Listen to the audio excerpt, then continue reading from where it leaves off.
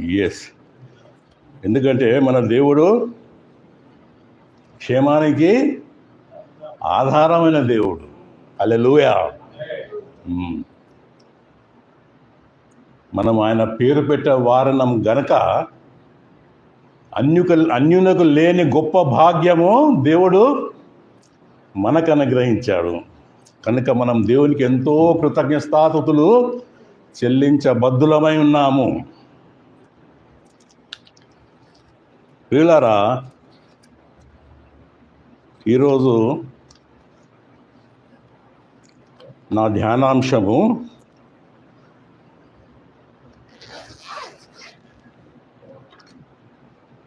ఉపవాసం గురించి.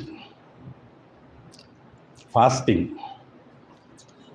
క్రైస్తవులకు దేవుడిచ్చిన గొప్ప ఆధిక్యత, ఒక గొప్ప బలము ఉపవాసం.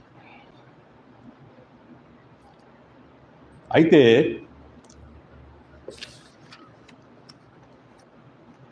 ఉపవాసము మరి క్రైస్తవులు ఎందుకు చేయాలి? క్రైస్తవులు ఉపవాసం చేస్తే దాంట్లో కలిగే లాభాలేంటి? అసలు ఉపవాసం చేయొచ్చా? కొంతమంది అంటారు అసలు ఉపవాసం అక్కర్లేదండి, యేసుక్రీస్తు ప్రభు ఆల్రెడీ 40 రోజులు ఉపవాసం చేసిండు మన గురించి, అది చాలు మనకు, మనం ఎందుకు ఉపవాసం చేయాలా? మన శ్రమలు ఆయన భరించిండు కదా, కనుక మన గురించి ఉపవాసం చేసిండు కనుక మనం ఎందుకు ఉపవాసం చేయాలా అని అనేవాళ్ళు కొంతమంది. ఉపవాసం పాత నిబంధనలో ఉండే ఆచారం అండి, మీరు కొత్త నిబంధనలో ఎందుకు, మీరు పాత నిబంధనలు ఎందుకు దాన్ని చేస్తున్నారు? మీరు కొత్త నిబంధనలో యేసుక్రీస్తు ప్రభువారు ఎప్పుడు చెప్పలేదు కదా అని కొంతమంది. అయితే ఏది ఏమైనా కానీ, అది కొత్త నిబంధన కానివ్వండి, పాత నిబంధన కానివ్వండి, ఉపవాసం అనేది దేవుడు కొన్ని అద్భుతమైన కార్యములు ఉపవాసంలో దాచి ఉంచాడు.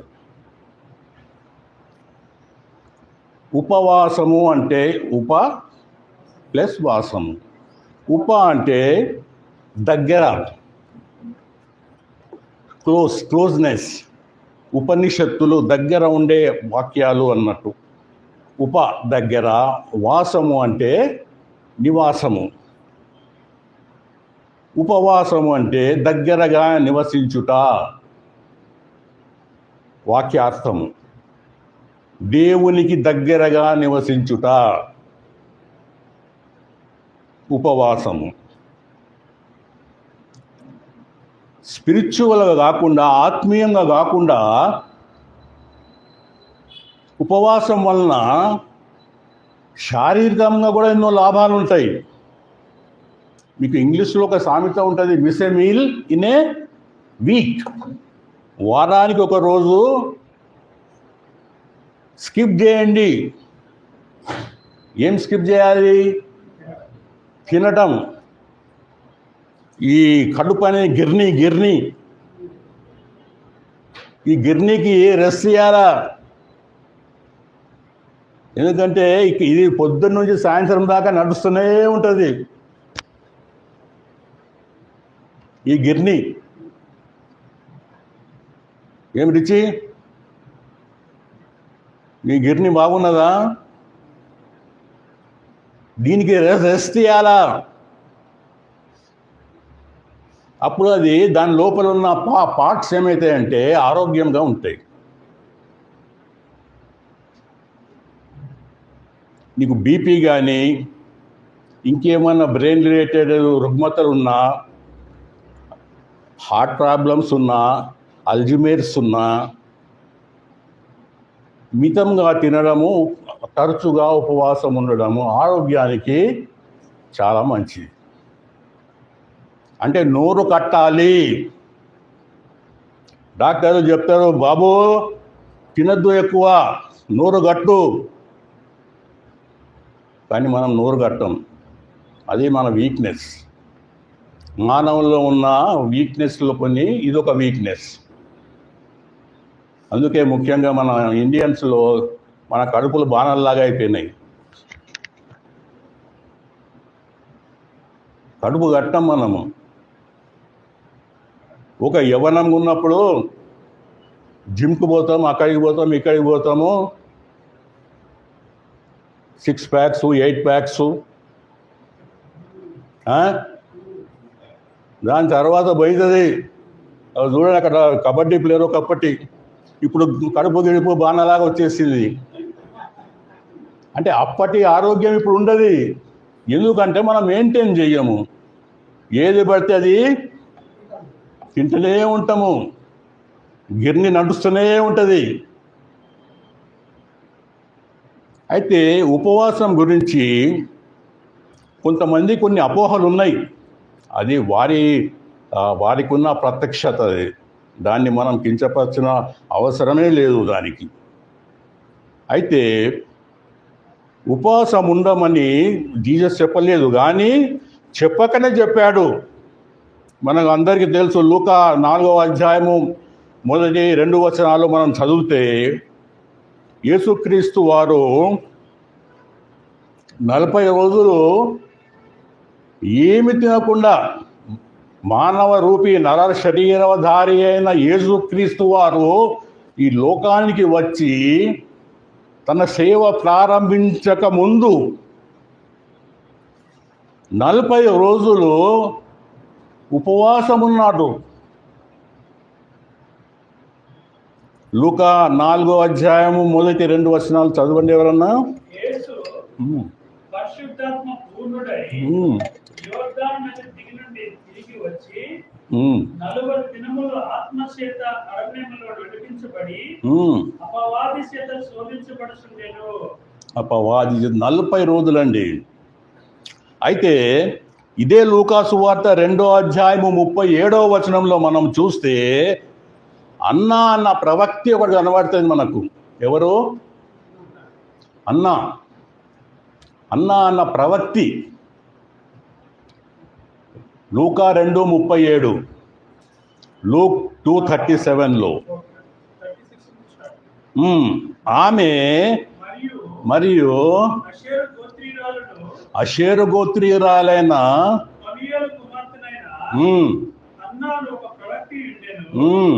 ఆమె కన్యకతో మొదలు 7 ఏళ్ల పెనిమిటితో సంసారం చేసి బహుకాలము గడిచినదై 84 సంవత్సరములు. అంటే దాదాపు మన శాలిని వాళ్ళ డాడీ వయస్సు అనుకుంటా, బహుశా అంతేనా? 90. ఓహో, ఐఎమ్ సారీ. అయితే ఈ హన్నా కొంచెం అంకుల్ కంటే యంగే. 84 సంవత్సరములు విధవరాలయ్యింది. ఉపవాస ప్రార్థనలతో దేవునికి కనిపెట్టుచుండెను. ప్రియులారా, 84 వయసులో ఆ మహాతల్లి దేవుని గురించి ఉపవాసం చేసెను. మనము 20 ఏళ్ళ వాళ్ళము, మనము ఉపవాసం ఏంటో మనకు తెలియదు జీవితంలో. 84 సంవత్సరాల తల్లి ఉపవాసం చేసి దేవునికి కనిపెట్టుతున్నది. ఎంత గొప్ప తేడా అండి అది మనకు వారికి. ఏమో 84 వయసులో ఆమె విధవరాలు రేయం బగల్లట ప్రార్థన చేయొచ్చు, దేవాలయంలో కనిపెట్టుకుంటూ ఉన్నది. మరి ఉపవాసం ఉండి కనిపెట్టినప్పుడు ఫలితం దక్కిందా? ఆమెకు దక్కింది. స్వయాన యేసుక్రీస్తు వారే దర్శించారు ఆమెను. ఆమె పోలేదు అక్కడికి, ఎక్కడికో వెతుక్కుంటూ యేసుక్రీస్తు వారు ఎక్కడున్నారో అని. ఉపవాస ప్రార్థనలో ఉన్న శక్తి అది. దేవుడే దిగి వచ్చాడు ఆమె దగ్గరికి. ప్రియులారా, మత్తయి సువార్త 9:15లో ఒక మాట అంటారు యేసుక్రీస్తు వారు. చదవండి, మత్తయి 9:15. మత్తయి సువార్త 9:15లో యేసుక్రీస్తు వారు, పరిసయ్యులు వచ్చి యేసుక్రీస్తు వారిని అడుగుతారు అక్కడ, ఏమయ్యా నీ శిష్యులకు ఏమి పాటించరా సాంప్రదాయాలు ఇవి? ఉపవాసం ఉండరా వాళ్ళు? ఏది పడితే అది తింటున్నారు. యేసు ఉమ్. పెళ్లి కుమారుడు తమతో అయితే యేసుక్రీస్తు వారు ఏమంటారంటే, పెళ్లి కుమారుడు తనతో కూడా ఆ ఉండు కాలమున పెళ్లి ఇంటి వారు దుఃఖపడగలరా? పెళ్లి కుమారుడు ఉమ్. వారి యుద్ధ నుండి కొనిపోబడు దినములు వచ్చును, ఉమ్. అప్పుడు వారు ఉపవాసము చేతురు. అప్పుడు వారు ఉపవాసం చేస్తారు. అంటే దాని అర్థం ఏంది? యేసుక్రీస్తు వారు స్వయంగా చెప్తున్నారు, నేను ఉన్నాను కనుక ఉపవాసం అక్కర్లేదు నా శిష్యులకు. నేను ఎప్పుడైతే అహరోనమై నేను వెళ్ళిపోతానో అప్పుడు ఉపవాసం చేస్తారు. అంటే దాని అర్థం ఏంటండి? యేసుక్రీస్తు వారు చెప్పినట్టే కదా ఉపవాసం చేయమని. కొత్త నిబంధన మాట మాట్లాడుతున్నాండి నేను, మత్తయి సువార్తలోని మాట చెప్తున్నాను. అయితే ఓకే, మన భక్తి గల జీవితానికి ఒక గట్టి ఫౌండేషన్ కావాలంటే, ఒక 10 అంతస్తుల భవనం నిర్మిస్తుందంటే దానికి పునాది ఎట్లుండాలా? గట్టి పునాది ఉండాలా. మన భక్తి జీవితం యొక్క పునాది కూడా ఉపవాస ప్రార్థనల మీద ఆధారపడి ఉండాలా. అప్పుడే మన భక్తి జీవితము స్ట్రాంగ్గా నిలుస్తుంది. ప్రార్థన ఉండాలా. ప్రార్థనకు తోడు ఇది బూస్టింగ్ ఎఫెక్ట్ ఇస్తుంది. ఇది ఏది? ఉపవాసం. నువ్వు ప్రార్థనా శక్తి కావాలి నీకు. ఇది అడిషనల్ శక్తి. నువ్వు రోజు పాలు తాగుతున్నావు బలానికి, మంచిదే. కానీ దాంట్లో హార్లిక్స్ కలుపుకున్నావు అనుకో, ఏమైందమ్మా? ఇంకా కొంచెం ఎక్స్ట్రా బలం. అది అన్నట్టు ఉపవాసం. అయితే ఉపవాసం అసలు యాక్చువల్గా చూస్తే ఉపవాసము ఎక్కడ స్టార్ట్ అయింది? ఎక్కడ ఉపవాసము? బైబిల్లో ఉపవాసం గురించి ఎక్కడ మెన్షన్ చేయబడ్డది? బైబిల్ గ్రంథంలో ఉపవాసం అనే వాక్యము మనకు మొట్టమొదట ఎక్కడ కనబడుతుంది? అఫ్కోర్స్ మోషే గారు 40 రోజులు ఉపవాసం చేశారు. 40 రోజులు ఏమి అన్నపానాలు చేయలేదు అని ఇక్కడ రాసి ఉంటుంది నిర్గమకాండంలో. 40 రోజులు యేసుక్రీస్తు ప్రభుత్వాన్ని గడిపాడు అక్కడ కొండపైన. కానీ స్పెసిఫికల్లీ చెప్తున్నాను, ఉపవాసం అనే మాట బైబిల్లో ఎక్కడ రాయబడి ఉన్నది? పోనీ ప్రార్థన అనే మాట ఎక్కడ రాయబడి ఉన్నది బైబిల్లో? మనందరికీ తెలుసు, ఆదికాండ గ్రంథంలో ప్రార్థన 4వ అధ్యాయము 26వ వచనంలో అది రాయబడి ఉన్నది. మీ అందరూ తెలుసుకోవాలి, ఇవి బేసిక్స్. ఇవి ఎవరన్నా క్రైస్తవేతరులు మిమ్మల్ని అడిగితే, బాబు ప్రార్థన అనేది ఎక్కడ రాయబడి ఉంది బైబిల్లో అంటే మీరు బిక్కుముఖం అయ్యొద్దు. You have to tell him that quickly, yes it is written in the Bible. Go through the first chapter, Genesis 4th chapter 26వ వచనంలో ఏం రాయబడేది? మరియు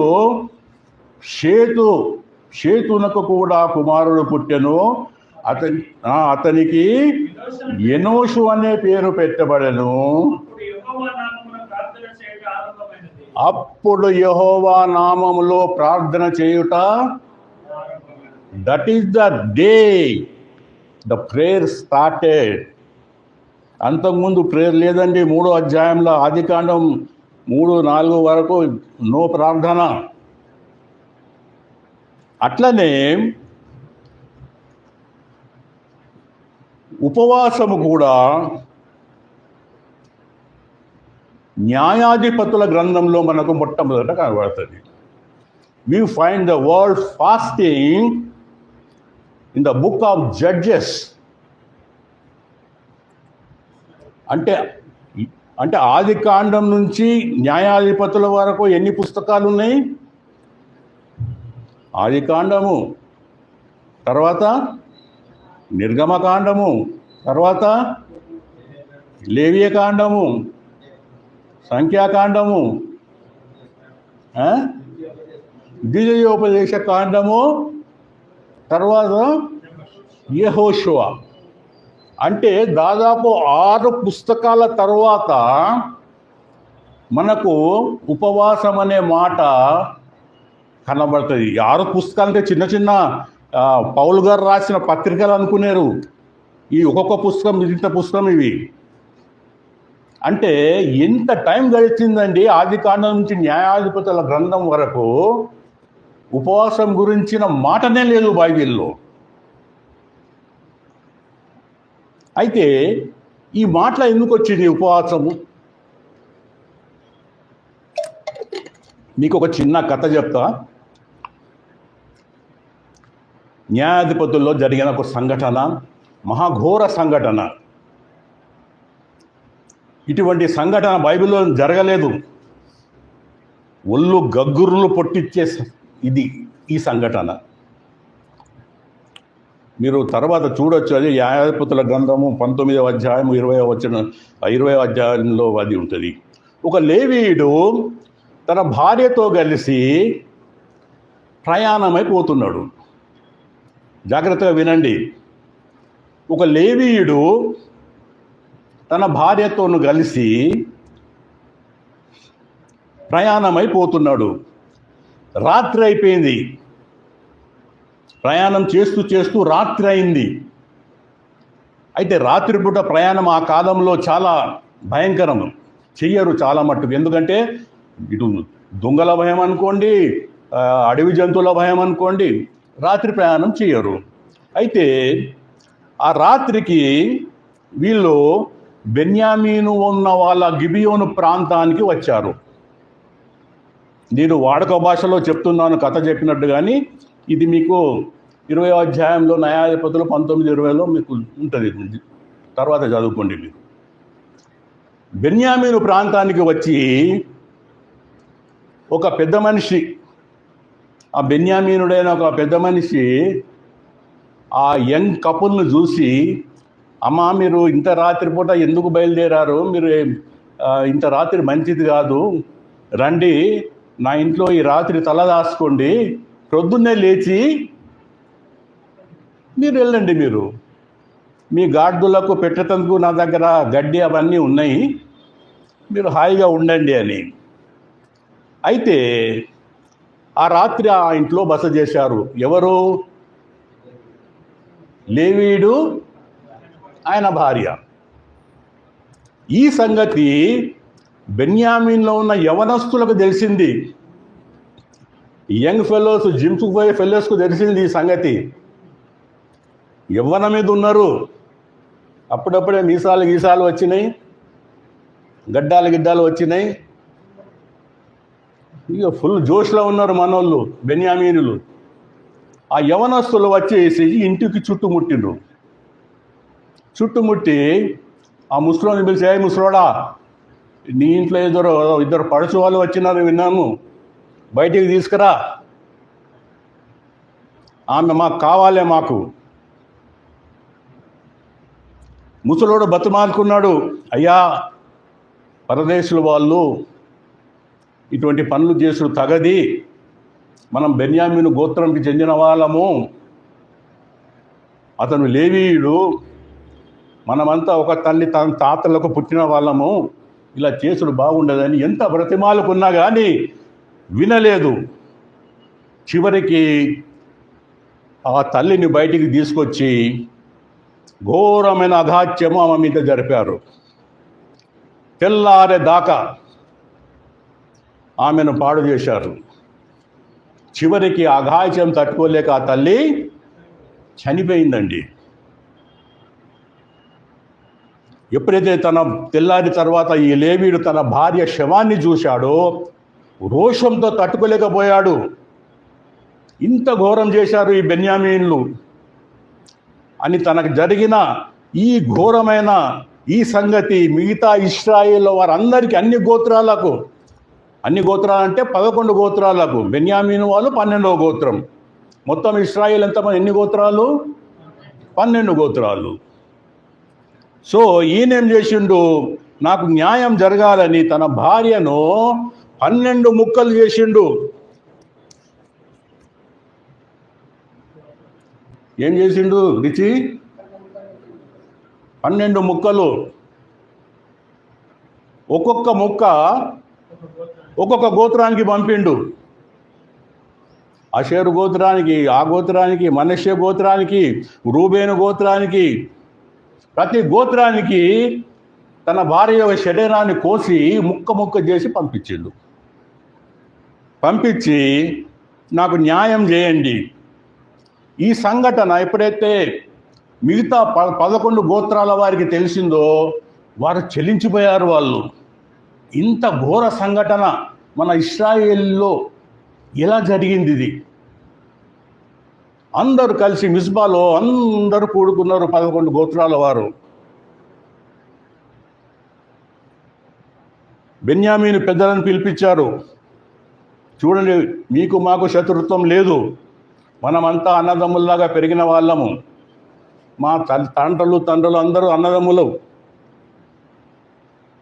ఆ అఘాయిత్యం చేసిన వారిని మాకు అప్పగించండి.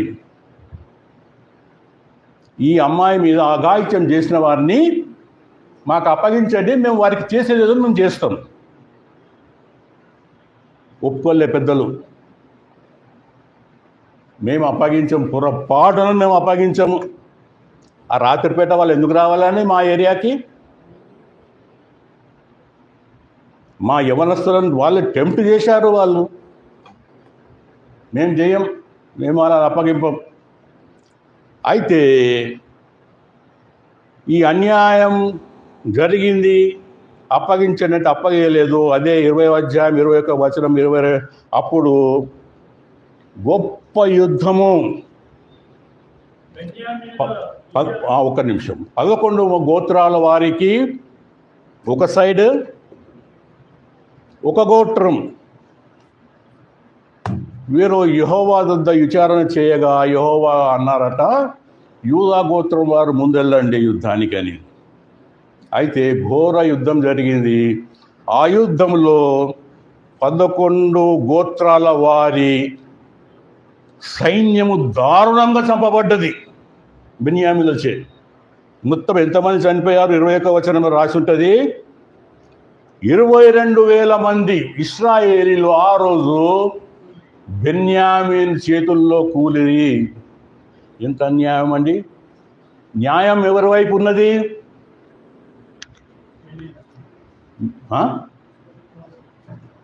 న్యాయం ఎవరి వైపు ఉన్నది చెప్పండి. 11 గోత్రాల వైపు ఉన్నదా? ఒక గోత్రం వైపు ఉన్నదా? వారు అడిగింది సహేతుకమే కదా. ఈ అన్యాయం జరిగిన మాకు అప్పగించండి అని చెప్పి అడుగుడు సహేతుకం కదా. అది అన్యాయమా? అది ఇక్కడ న్యాయం మీద అన్యాయం గెలిచింది. చాలాసార్లు అట్లనే అవుతుంది మన జీవితాల్లో కూడా. న్యాయం మన సైడ్ ఉంటుంది, కానీ మనం దారుణంగా ఓడిపోతాం. గెలుపు ఎవరిదైతుంది? అన్యాయంది గెలుపు అవుతుంది. లబోదిబోని మొత్తుకుంటాం, అయ్యా న్యాయం నా సైడ్ ఉన్నది, కానీ అన్యాయము గెలిచింది అని. పిల్లరా, తర్వాత రెండవసారి 11 గోత్రాలు వారు దేవుని సన్నిధిలో కూడుకొని బాగా ఏడ్చిండ్రట. ఏడ్చి రెండోసారి యుద్ధానికి పోయిర్రు. అయితే రెండోసారి కూడా బెన్యామీను చేతుల్లో మళ్ళీ దారుణంగా ఓడిపోయి అప్పుడు ఎంతమంది చనిపోయారు? 18,000 మంది చనిపోయారు. అప్పుడు మొదటిసారి ఎంతమంది చనిపోయారు?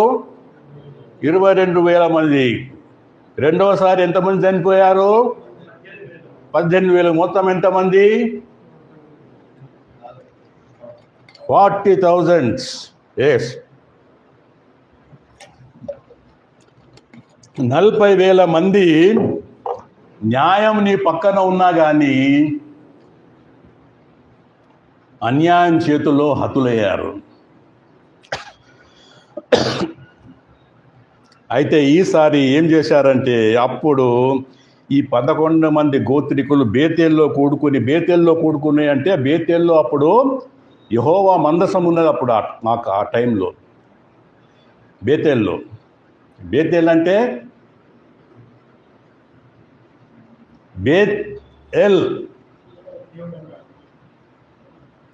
బేత్ అంటే గృహము, ఎల్ అంటే దేవుడు, బెత్లెహేం బేత్ రొట్టెల దొరకు గృహము, బేత్ హీబ్రూ వర్డ్ గృహము, బేతెల్ దేవుని గృహము.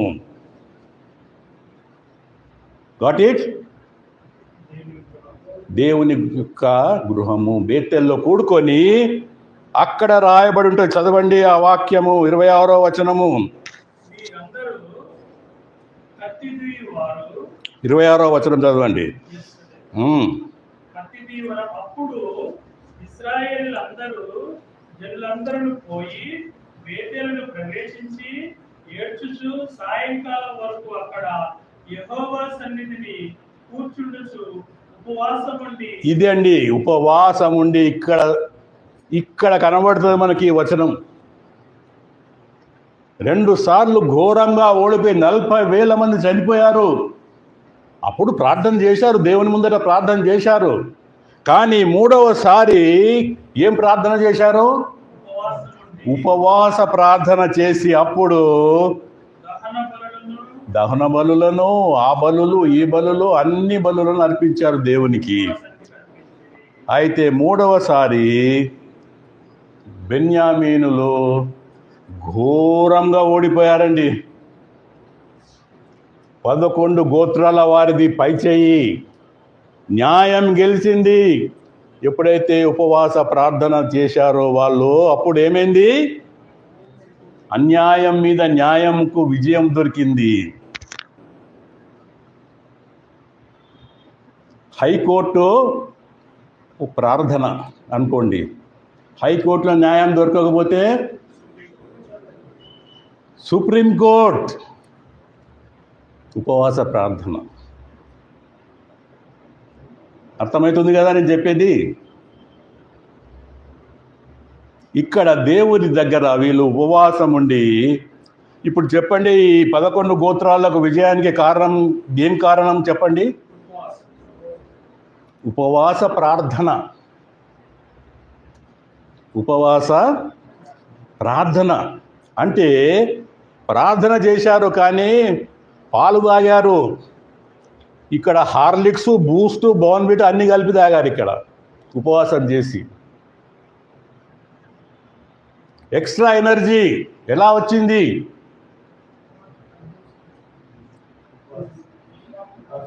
ఉపవాసం వలన వచ్చిందండి. వీళ్ళారా, ఉపవాసం అనేది ప్రతి మనిషి జీవితంలో అవసరం. అది నువ్వు బలహీనమైనా బలవంతునివైనా ఉపవాసము ఉండాలి. నేను మీకు ఇంకా అర్థమయ్యేటందుకు ఒక చిన్న ఎగ్జాంపుల్ చెప్తాను. ప్రతాప్ ఒకసారి రండి ఇక్కడికి ప్లీజ్.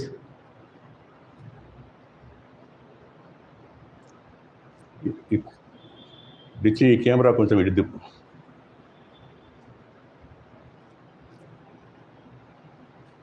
దేవదానం మీరు రండి.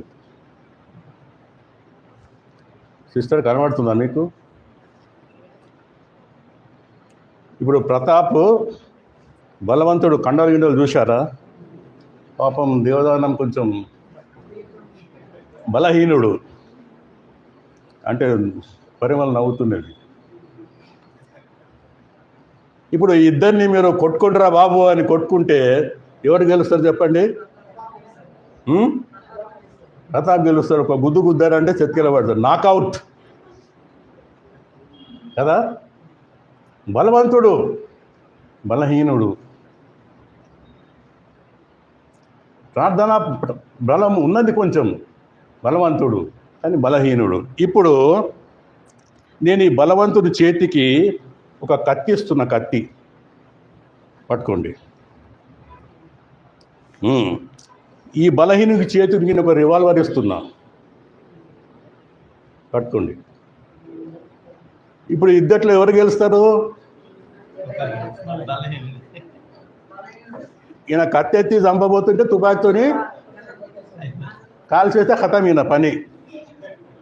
బలవంతుడే కానీ బలహీనమైన ఆయుధము, బలహీనుడు కానీ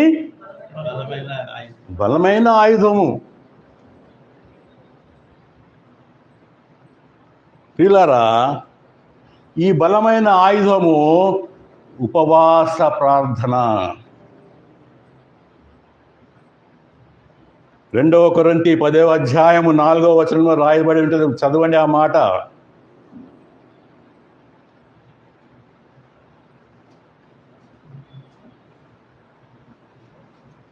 2 కొరింథీ, కూర్చోండి. మేము అర్థం కావాలని చెప్పాను, అంతేగాని ఏమనుకోవద్దు.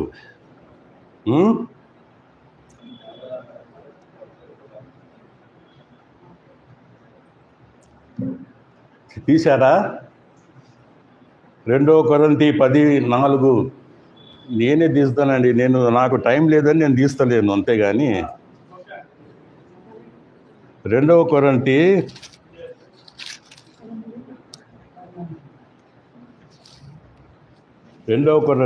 10 మా యుద్ధోపకరణములో ఈ శరీర సంబంధమైన కావు, ఈ కత్తులు, రివాల్వర్లు. దేవుని ఎదుట దుర్గములను బలము కలవై ఉన్నవి యుద్ధోపకరణములు. ఆ యుద్ధోపకరణలే ఉపవాస ప్రార్థన. బలవంతుడు ఇప్పుడు ప్రతాప్ బలవంతుడు అంటే ఏమి అలవాట్లు లేనివాడు, ప్రార్థనా శక్తి ఉన్నవాడు బలవంతుడు. బలహీనుడు అన్ని అలవాట్లున్నాయి. అయితే బలవంతుని చేతిలో నేను ఇంతకుముందు ఏమిచ్చాను మీకు? ఒకవేళ నీ చేతికి నేను ఇది ఇచ్చాను అనుకో, ఈ కెమెరా దింపు. నేను బలవంతుడైన ప్రతాప్ చేతికి రివాల్వర్ ఇచ్చాను నేను. అప్పుడు ఆయనకు తిరుగులేదు, ఏ అలవాట్లు లేవు, ప్రార్థనాపరుడు, దానికి తోడు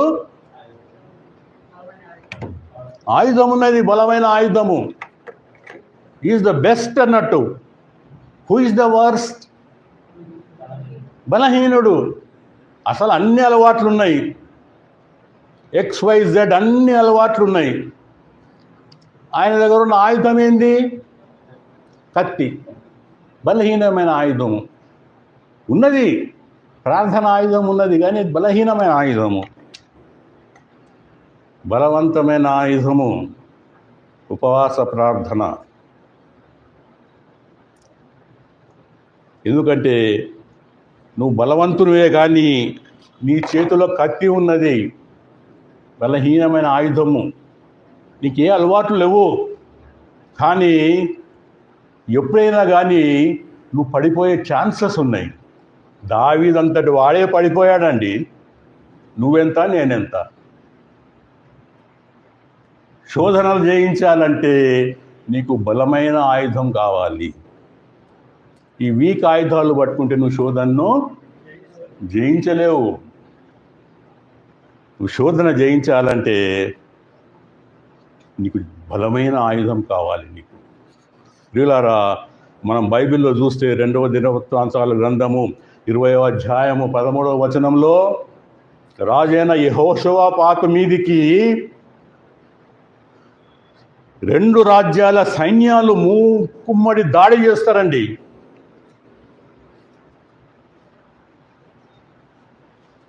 రెండవ దినవృత్తాంతాల గ్రంథంలో 20వ అధ్యాయము 3వ వచనములో 4 రాజులు యుద్ధానికి వస్తే అప్పుడు ఉపవాస ప్రార్థనకు రాజు పిలుపునిస్తాడు. అందుకు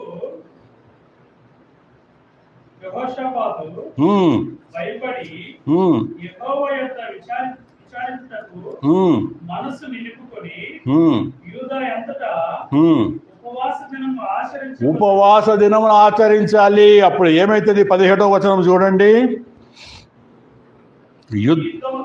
యుద్ధంలో మీరు పాల్గొనవలసిన అవసరం లేదు. యెహోవా మీ నిమిత్తం యుద్ధం చేస్తాడు. ఎప్పుడైతే మీరు ఉపవాస ప్రార్థన చేస్తారో మీ పక్షంలో యెహోవా యుద్ధం చేస్తాడు.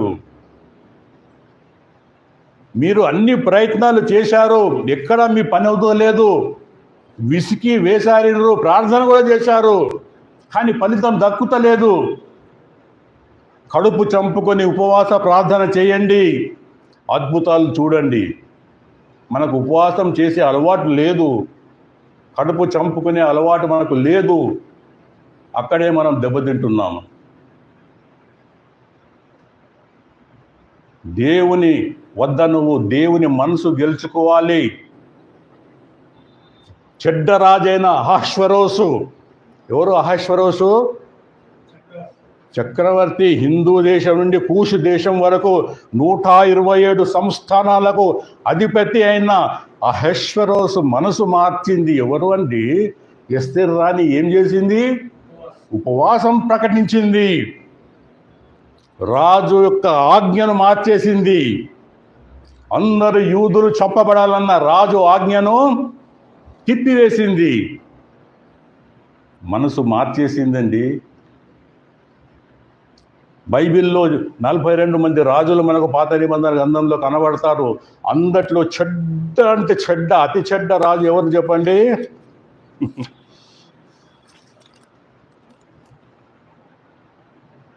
మొదటి రాజుల గ్రంథం 21-29లో కనబడతాడు. అతని పేరు ఆహాబు.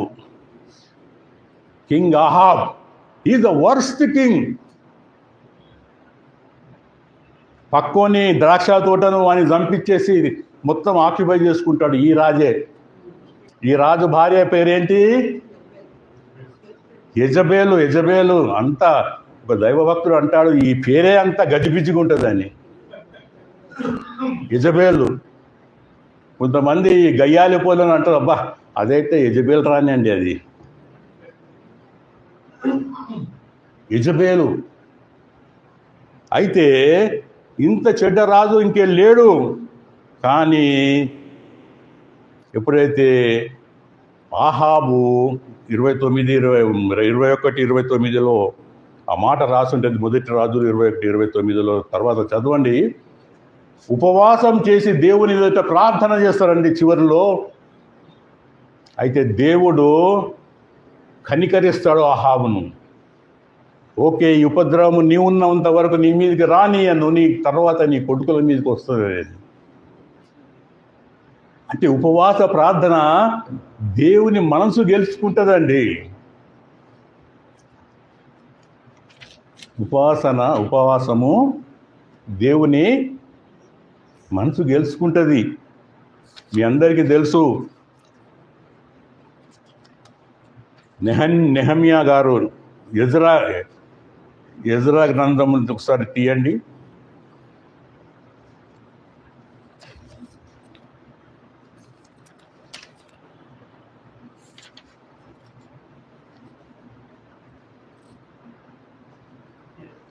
ఎనిమిదవ అధ్యాయము 21వ వచనము.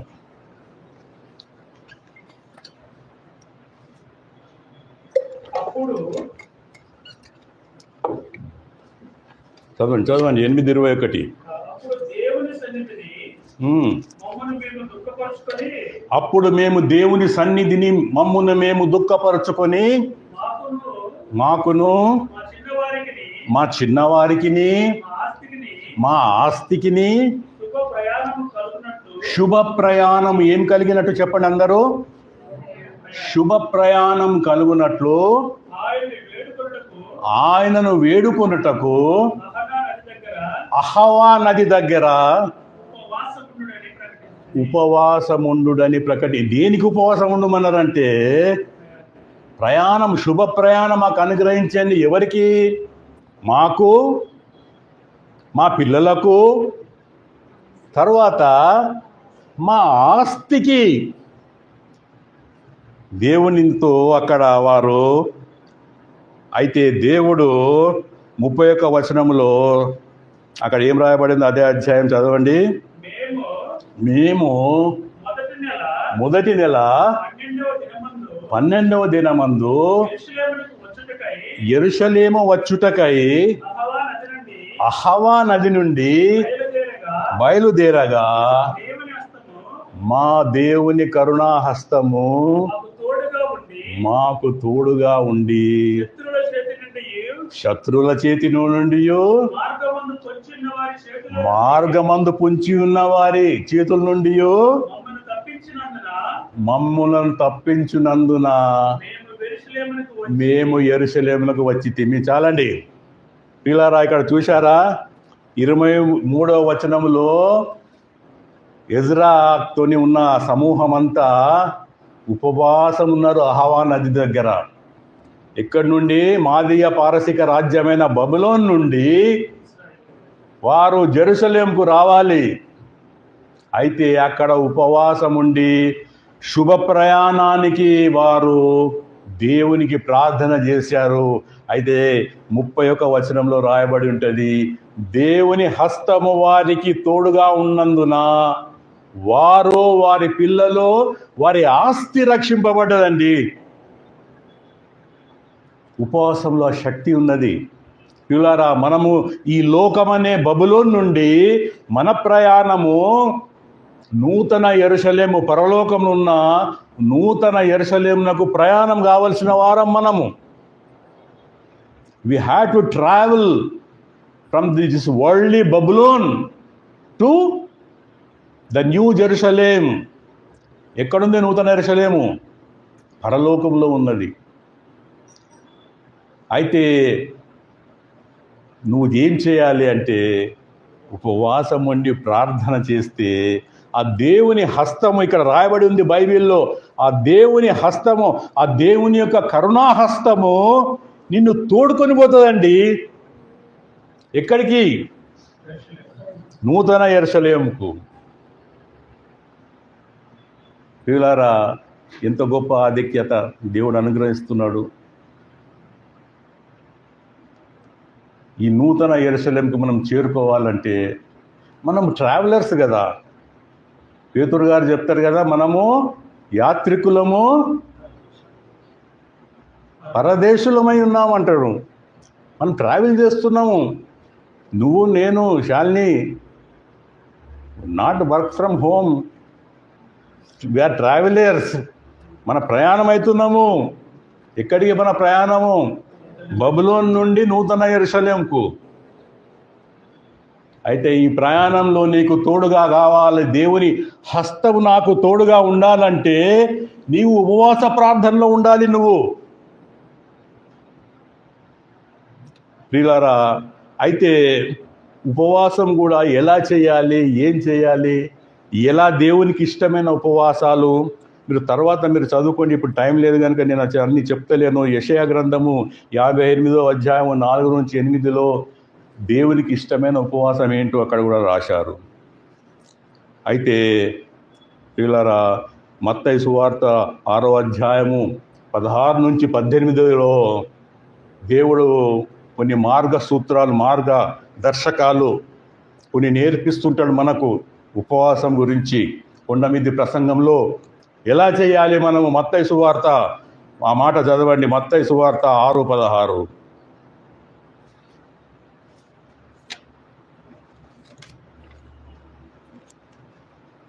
మీరు ఉపవాసం చేయనప్పుడు వేషధారుల వలె దుఃఖముఖములై ఉండకుడి, తాము ఉపవాసం చేయుచున్నట్టు మనుషులకు కనబడద్దండి. మనం ఉపవాసం చేస్తున్నట్టు ముఖమంతా వికారంగా పెట్టుకొని ఏదో నీరసించిపోయినట్టు, ఏమమ్మా ఇలా ఉన్నావు ఏంటి అంటే, fasting uncle, I'm doing fasting, 3 days fasting అని ముఖమంతా ఇట్లా పెట్టుకొని రిసి ఫ్రెండ్స్ అడిగినట్టు వాట్ ఫ్రెండ్స్ ముఖమంతా గుంజుకపోయింది. Fasting uncle, for 2 days fasting. తల అంటుకోవాలా, స్నానం చేయాలా, ఫ్రెష్గా అనిపించాలా నువ్వు ఫాస్టింగ్లో. అక్కడ రాస్తారు 18వ వచనంలో, నీ తల అంటుకొని నువ్వు మంచి కనబడాలి, కానీ నీరసించినట్టు కనబడకూడదు. ఉపవాసం చేస్తున్నాను, రహస్యమందు నీ తండ్రి చూడాలి. అది నిజమైన ఉపవాసం, ఉపవాస ప్రార్థన. అది ఊరికే రంజాన్ రోజాల్లా కాదు. కఠోరమైన ఉపవాసం చేయాలి. దేవునికి మనము దగ్గర అవ్వాలి ఉపవాసంలో.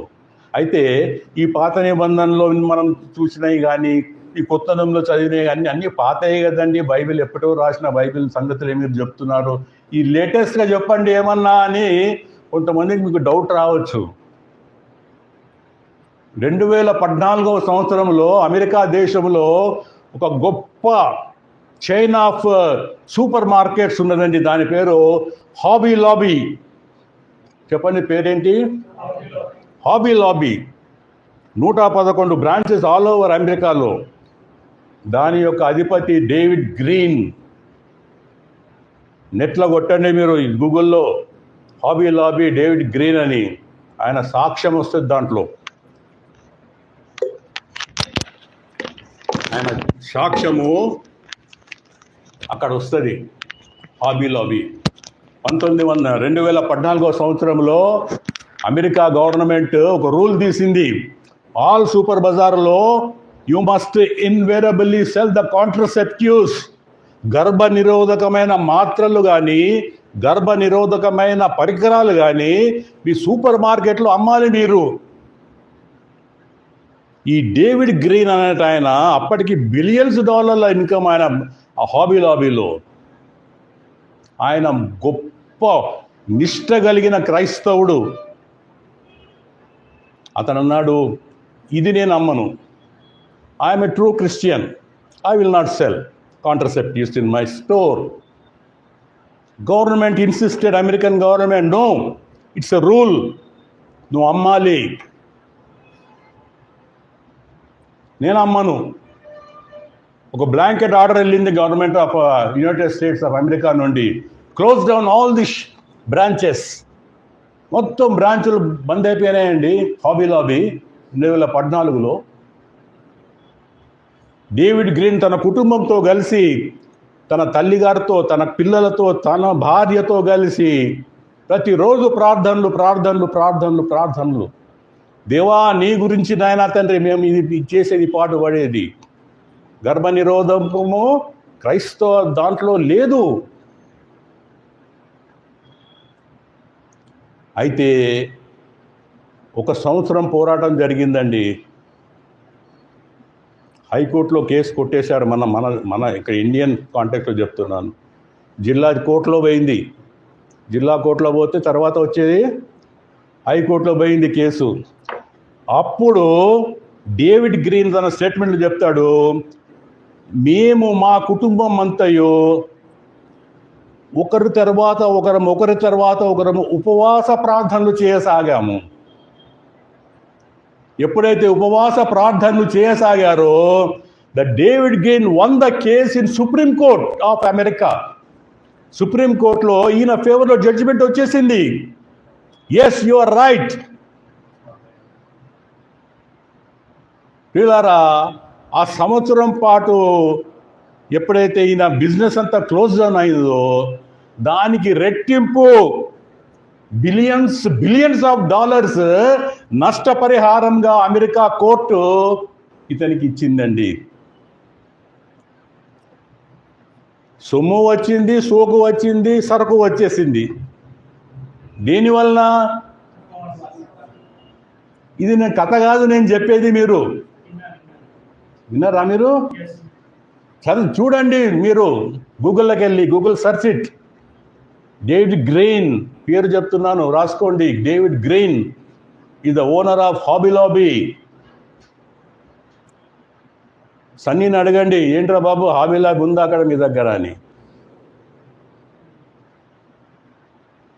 వీళ్ళారా ఉపవాసంలో ఇప్పటి సంగతి చెప్తున్నాను నేను, 2014 సంగతి నేను చెప్పేది. నాట్ ఫ్రమ్ ఓల్డ్ టెస్టిమెంట్ కాదు. ఉపవాసం అనే అపోహలు ఉన్నవారు ఈ నా మెసేజ్ చూసి వాళ్ళు కళ్ళు తెరవాలి. ఉపవాసం ఉండాలి. నాకు మంచి ఆరోగ్యం ఇవ్వు దేవా అని ఒక రోజు కడుపు చంపుకోండి, దేవుడు తప్పకుండా కరుణిస్తాడు. పెద్ద పెద్ద యుద్ధాలు మాన్పాడండి దేవుడు.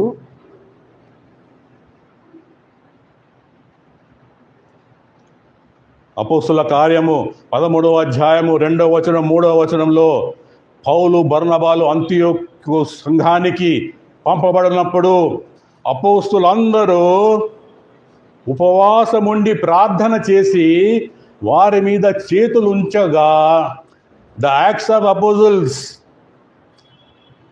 13 chapters 2nd and 3rd verse, Paul బర్నబాల మీద చేతులుంచి ప్రార్థించి వారిని సేవకు పంపిరి. నువ్వు సేవకు పంపబడాలంటే ఉపవాస ప్రార్థనతో నువ్వు పంపబడాలి.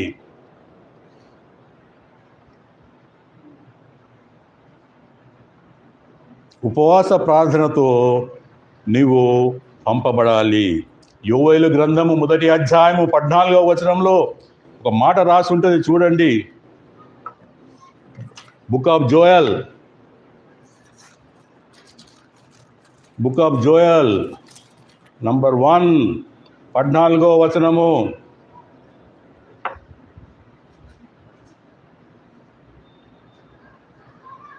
ఉపవాస దినమును ప్రతిష్ఠించుడి, వ్రత దినమును ఏర్పరచుకునుడి, యెహోవాను బ్రతిమాలుకొనుటకై పెద్దలను దేశంలో జనులైన అందరూ మీ దేవుడైన యెహోవా మందిరములో సమకూర్చుడి. ఆహా, యెహోవా దినము వచ్చెను. అది ఎంత భయంకరమైన దినమండి యెహోవా దినము. అయితే అది ప్రళయం వలె వస్తుంది పిల్లరా. అయితే ఇక్కడ రాయబడిన మాట ఏంటంటే ఉపవాస దినము ప్రతిష్ఠించుడి. 2వ అధ్యాయము 15వ వచనంలో కూడా రాయబడి ఉంటుంది ఆ మాట. సీయోనులో బాకా ఊదిడి. బాకా ఊదిడి అంటే సువార్త చెప్పుడి. సీయోనులో బాకాలాగా సువార్త చెప్పుడి. మీరు ఉపవాసం ఉండుడి, ప్రతిష్ఠించుకోండి మీకు మీరే. ఒక వారంలో ఒక రోజు, అది బుధవారమా, గురువారమా, శుక్రవారమా, శనివారమా, you decide yourself that yes this day I will be fasting అని. అదే చెప్తున్నారు ఇక్కడ యోవేల్లో, ఉపవాస దినము ఏర్పరచుకుని. నేను చెప్పేది కాదు, అది మీరే ఏర్పరచుకోవాలి. You have to earmark a day in a week for fasting. Let it be Friday, let it be Monday. Then pray to the God. God will do miracles. పెండ్లి కుమారుడు అంతఃపురం నుండి పెండ్లి కుమార్తె గదిలో నుండి రావాలి. పెద్దలను పిలువనంపించుడి. సమాజ కూటము, ప్రార్థనా కూటాలను ఏర్పరచుడి. ఉపవాసంతోనే ఒకరోజు ఉపవాస ప్రార్థనలు కూడా మన మందిరంలో జరగాలి. ఒకవేళ మీ అందరి ఆరోగ్యాలు మీకు సహకరిస్తే ఒకరోజు ఉపవాస ప్రార్థన చేయాలి మనము యాజ్ అ చర్చ్. మన తీరని కోరికలు మనకు తీరుతాయి. ఇక్కడ అదే రాస్తున్నాడు, చిన్న పిల్లలను స్తన్యపానం చేసు బిడ్డలను కూడా తోడుకరండి. Breast feeding babies, they also must come.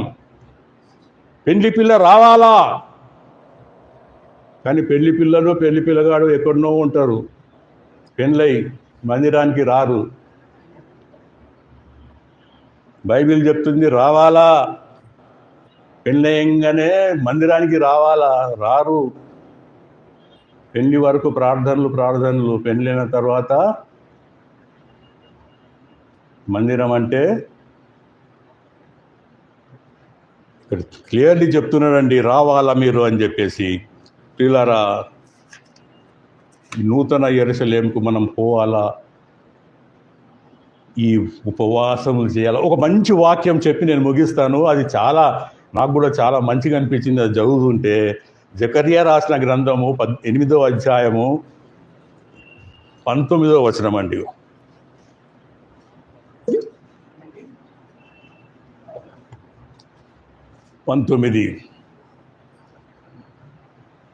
సైన్యములకు అధిపతి యెహోవా ఉమ్, ఆజ్ఞ ఇచ్చినది ఏమనగా ఆ, 4వ నెలలోని 4వ నెలలోని ఉపవాసము, 4వ నెలలో ఉపవాసము, 5వ నెలలోని ఉపవాసము, 5వ నెలలో ఉపవాసము, 7వ నెలలోని ఉపవాసము, 7వ నెలలోని ఉపవాసము, 10వ నెలలోని ఉపవాసము, 10వ నెలలో ఉపవాసం. ఎన్ని ఉపవాసాలు చెప్పాడండి?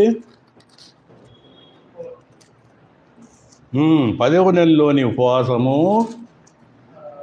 యూదా ఇంటి వారికి అయితే ఈ ఉపవాసాలు చేస్తే ఏమవుతుంది? యూదా ఇంటి వారికి సంతోషమును నంబర్ 1 2 ఉత్సాహమును, పుట్టించు ఉమ్, మనోహరములైన మనోహరములైన పండుగలను పండుగలండి. ఇది ఇక్కడ ఆగండి కొంచెం. ఉపవాస పండుగలు, ఎంత మంచి పేరు పెట్టారండి దేవుడు ఉపవాసానికి. అవి పండుగలటండి, ఉపవాస పండుగలు. ఇవి ఏం చేస్తాయట? ఉపవాస పండుగలు మనకు సంతోషమును పుట్టిస్తాయి, మనకు ఉత్సాహంను పుట్టిస్తుంది. ఇంకేం చేస్తుంది? అవి మనోహరమైన పండుగలు అంటుండు దేవుడు ఇక్కడ. వామ్మో క్రిస్మస్ వచ్చిందిరో అంటామా? ఆహా క్రిస్మస్, క్రిస్మస్ అనగానే సంతోషం. ఎందుకు? రోజు బిర్యానీ.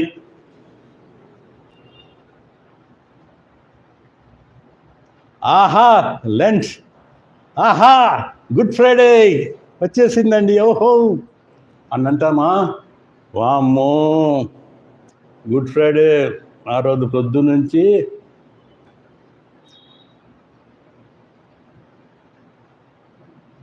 కానీ ఇక్కడ అంటున్నారండి ఉపవాస పండుగ. It is a festival of fasting. ఉపవాస పండుగలు మీరు చేయాలి ప్రియులారా. ఇంతకుముందంతా మనం నేర్చుకున్నాం. మన వ్యక్తిగత జీవితంలో మనము ఉపవాస దినంను ప్రతిష్ఠించుకోవాలి, వ్రత దినంలను మనమే ప్రతిష్ఠించుకోవాలి, మనమే చేసుకోవాలి. ఉపవాస దినం, వ్రత దినాలన్నీ మనమే ప్రతిష్టపరచుకోవాలి.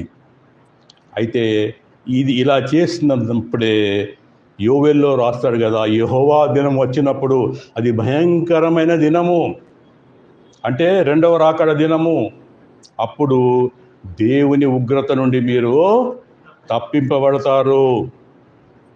ఎజ్రాలో 8 ఎజ్రాలో మనం చదివాం ఇంతకుముందు. ప్రతి ఆపద నుంచి, ఉపద్రవం నుంచి తప్పించి దేవుని హస్తము బబులోన్ నుండి యెరూషలేము వరకు మిమ్మల్ని ఒకరినే కాదు, మిమ్మల్ని, మీ పిల్లల్ని, మీ ఆస్తిని. అక్కడ క్లియర్గా రాస్తాడు దేవుడు ఆస్తి గురించి కూడా. నీ ఆస్తిని వదిలిపెట్టి వచ్చేటందుకు వీలు లేదు అక్కడ. నీ ఆస్తిని కూడా తీసుకొని రా, దేవుడు దానికి కూడా కాపుదల అనుగ్రహిస్తాడు. నువ్వు సంపాదించేది నువ్వు తినవు, ఇంకెవరో తింటుంటారు. హోషేయ గ్రంథంలో అనుకుంటా బహుశా నీ సంపాదన అంతా చిల్లుబడ్డ సంచిలో వేసినట్టు ఉంటుంది. ఎంత సంపాదించినా కానీ ఎటు సరిపోదు. నెలకు 50,000 సంపాదిస్తావు, అటు కట్టి ఇటు కట్టి ఆ ఇన్స్టాల్మెంట్ ఈ ఇన్స్టాల్మెంట్ కట్టి లాస్ట్ చూస్తే ఒక పైసా మిగిలేదు. కిటికిటి కిటికిటి కిటికిటి ఇంట్లో పెళ్ళంతో.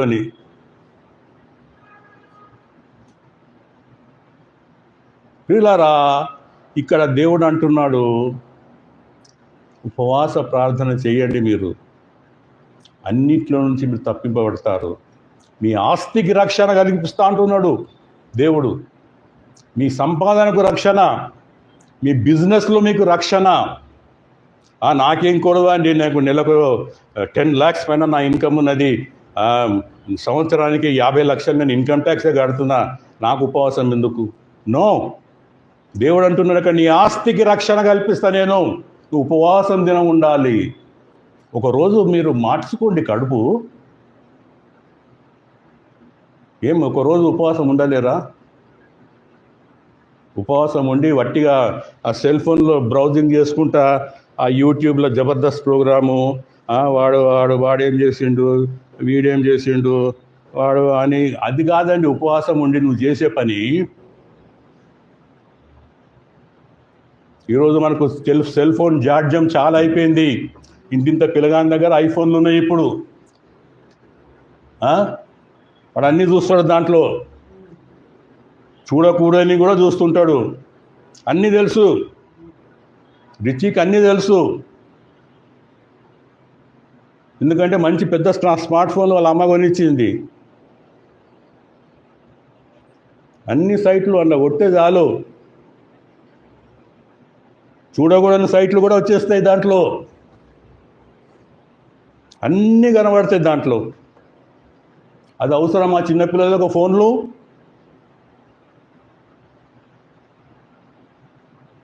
కానీ మనం కొనిస్తుంటాము, నాయనా తీసుకోరా చూసుకోరా అని.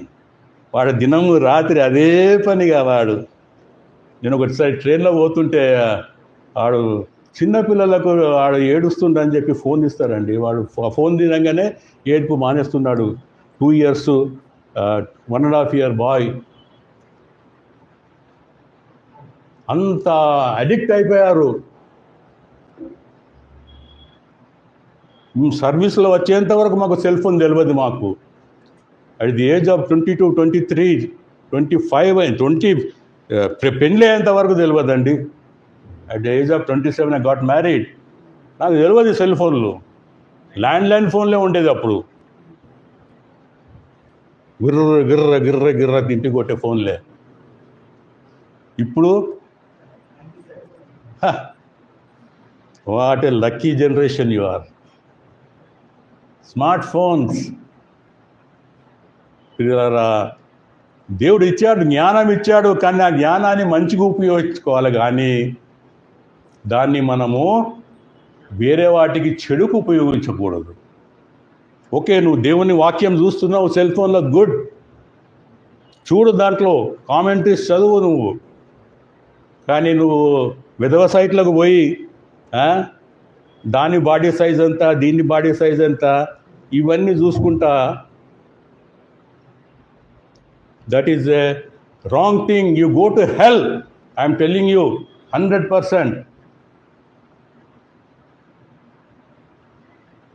అయితే నేను చెప్పేది ఏంటంటే ముగింపులో, పిల్లరా, మనమందరము ఒకరోజు ఉపవాసం ఉండాలి. అపోస్తుల కార్యంలో ఒక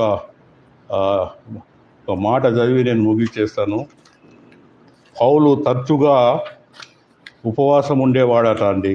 ఎందుకంటే 1 కొరింథీ 9:27 పౌలు అంటాడు, నేను మీకు బోధ చేసి చేసి చేసి నేను ఎక్కడ భ్రష్టత్వానికి లోనవుతాను. చదవండి, ఆ మాట చాలా బాగుంటుంది. అది 1 కొరింథీ 9:27, 1 Corinthians 9:27. గాలిని కొట్టినట్టు నేను పోట్లాడట లేదు, కానీ ఒకవేళ ఇతరులకు ప్రకటించిన తర్వాత నేనే భ్రష్టుడినైపోతానని చాలండి. అక్కడ నా శరీరాన్ని నేను నలగగొట్టుడు అంటే మిక్సీలో వేసుకుంటుండట ఆయన. నలగగొట్టుడు అంటే ఏందండి? మన ఇంట్లో తేలో జర్రి వస్తే దాన్ని ఏం చేస్తాము? కొడతామా దాన్ని పట్టిగా? దాన్ని ఏమి చేస్తాం? దాన్ని నలగొడతాం. దాన్ని కీమా అయ్యేటట్లు కొడతాం చెప్పు తీసుకొని. చచ్చిపోయి అది చెప్తా అయిపోతుంది. అది తేలు వచ్చిందనుకోండి అయ్యగారు, పట్టిగా దాన్ని కొడతామా? నలగొడతాం మనం. పౌలు అదే అంటున్నాడు ఇక్కడ, నా శరీరాన్ని నేను నలగొట్టుకుంటున్నానండి, నేను ఎక్కడ భ్రష్టత్వానికి లోనవుతున్నానని.